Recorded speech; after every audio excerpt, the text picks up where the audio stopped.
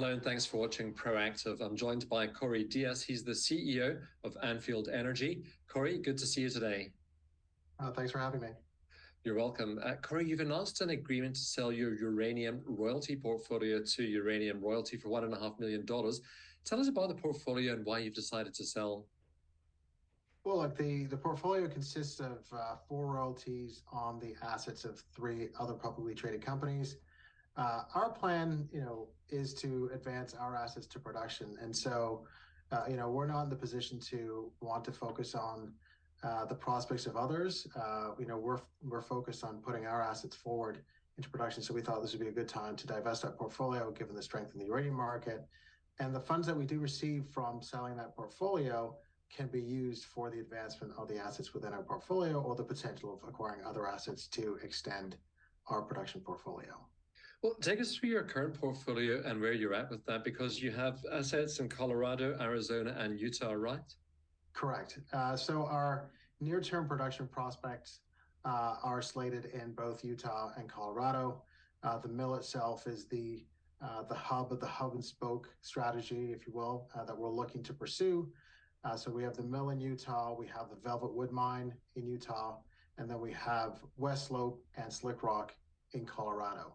So those three assets will be the feed that takes care of production in the near term in Utah, and then Arizona will serve as kind of an extension, an extension of the production potential that we have within the portfolio. So we'll be looking to kind of buttress that part of the portfolio as we move forward here, and obviously look for tuck-in acquisitions, which could potentially expand our near-term prospects too.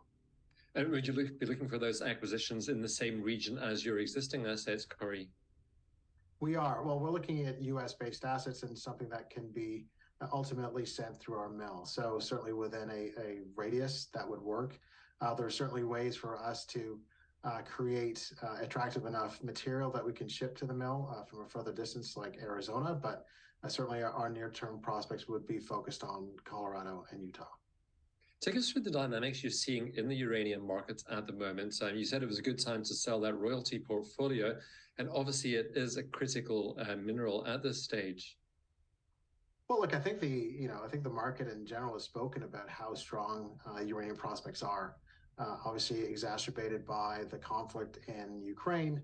I think it's kind of shone a spotlight on how difficult it is to secure material, especially given the way the supply chains are broken down.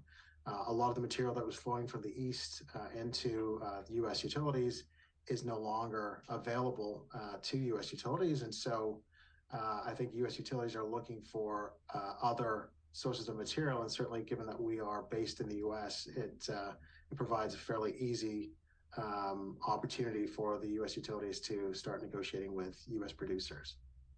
Now, you came out with a mineral resource estimate for the Colorado asset. That was a few months ago, Corey. What sort of catalysts should investors be looking out for in the months ahead?